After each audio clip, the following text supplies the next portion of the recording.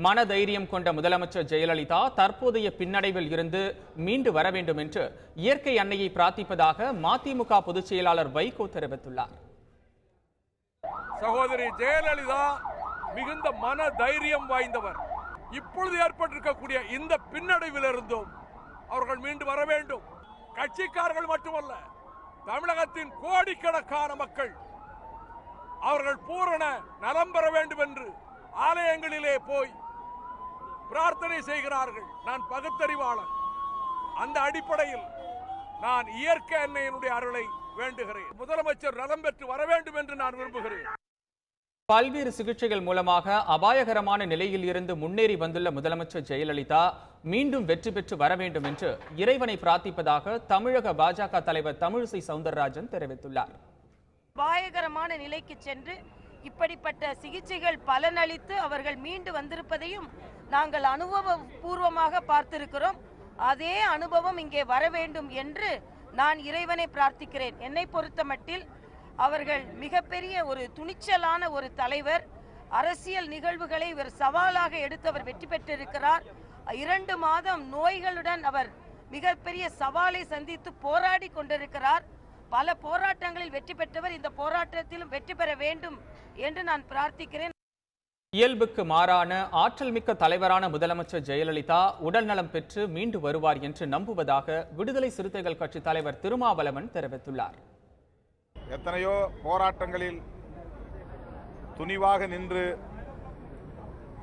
வெற்றி பெற்று பல்வேறு சாதனைகளை புரிந்த முதல்வர் அவர்கள் இயல்புக்கு மாறான ஆற்றலை பெற்றவர்.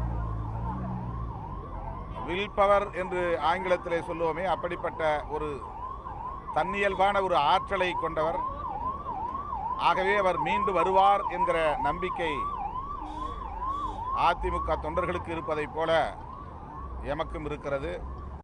அப்பல்லோவில் சிகிச்சை பெற்று வரும் தமிழக முதலமைச்சர் ஜெயலலிதா பூரண நலம் பெற்று வீடு திரும்ப வேண்டும் என வாழ்த்துவதாக நாம் தமிழர் கட்சியின் ஒருங்கிணைப்பாளர் சீமான் தெரிவித்துள்ளார்.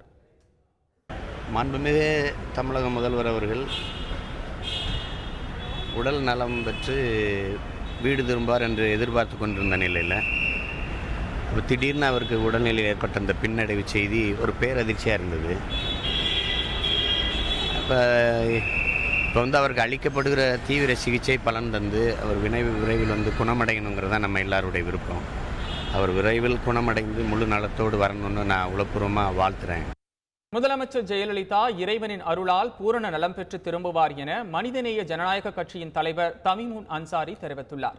சென்னை விமான நிலையத்தில் செய்தியாளர்களை சந்தித்த அவர் இதனை தெரிவித்தார்.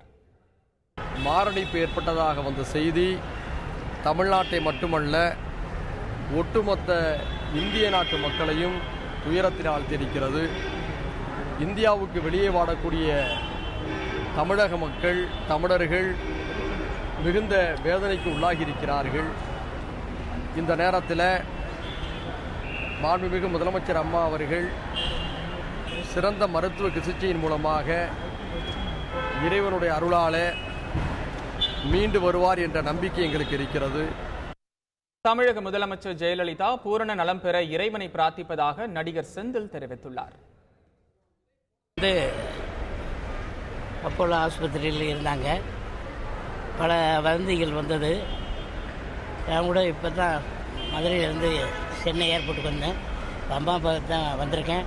அவங்க நல்லா ஆயிடுவாங்க, கண்டிப்பாக நல்லா ஆயிடுவாங்க.